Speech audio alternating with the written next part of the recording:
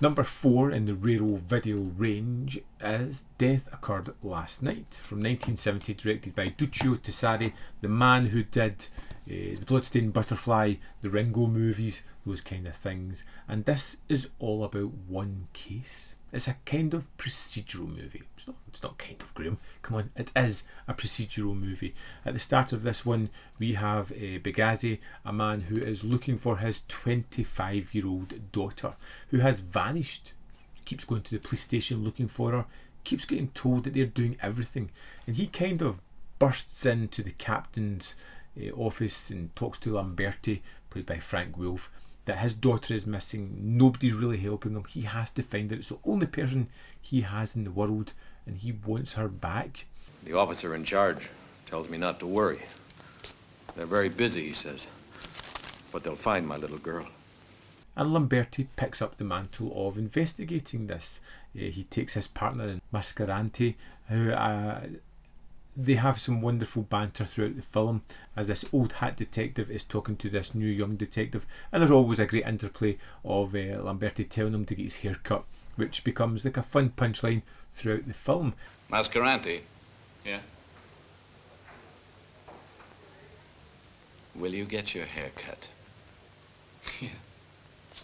And we have these two people investigating the disappearance of this woman, which leads into brothels and pimps and a kind of seedy underbelly of the city, the sex trade. And we have a captain who's getting a little bit older. He's starting to feel as though he's moving on in life. He hasn't made as much of an impact as he wanted to, and it's almost like putting everything onto this case. If he can solve it, if he can do something right here, he can almost disregard everything else because he's doing something that feels just. And we have Benghazi, the father, a kind of endearing character again, who won't give up on the hunt for his daughter. He needs to find her, he needs to look after her. It's the one person in his life that he has, and he wants to get her safe return, or just return at all. What do you want out of me? Stop acting so tough. Yeah, tough as a piece of iron. It's a wonderful movie that has a kind of simple plot to it. Disappearance, people trying to find it, but it's filled with all these nuances and little moments that are just wonderful. One thing that I utterly adored was the relationship between Lamberti and his wife. We spend a good bit of time just with these two people after their working day, conversing, hanging out, talking and eating, and it's just wonderful. Sometimes they'll talk about their day, sometimes they just kind of chit chat about random things, sometimes they're lost in their own little world and they're both having two different conversations at the one time, but it's such a real portrayal of a couple, and I kind of loved those moments when we went to them because it just added a bit of reality to the film. You always make the same mistake. If someone in Milan or anywhere else in the world is suffering, you feel guilty of his pain. I'm one of them. The crime that's going on here is really rather bleak and disturbing at times, and it leads down these dark avenues of sexual abuse and trafficking at moments, which can be really kind of upsetting, but it always has this way of focusing on our detective just trying to detect and doesn't linger too long on the sort of bleakness of the crimes that are at hand here, but you get to meet a wonderful array of supporting characters. You're a police stooge, I fear. Right. But you don't have to be afraid. And what I liked about this procedural was our detectives don't always get the right answer. Sometimes they're sent on a wild goose chase, but they follow that through, retracing their steps and continuing on from there. It feels like a proper investigation from start to finish. It feels like real characters populate this world. And when it gets to the sort of finale of the film, the last 25 minutes or so, it feels like it becomes a tense race against time.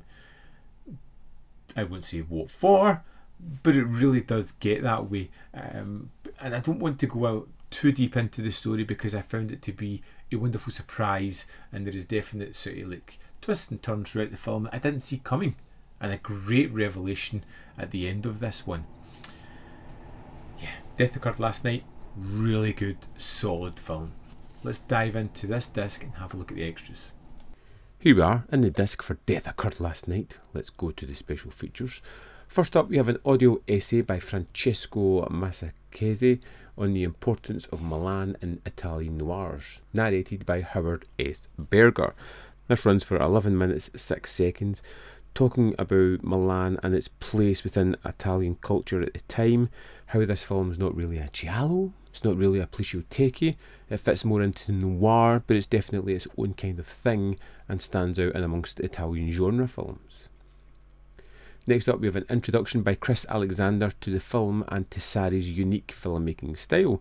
And he's just one of those guys that I could listen to for hours. The old editor for Fangoria just stands up, starts talking about the film, about the aspects of it, and just makes me want to watch it all over again.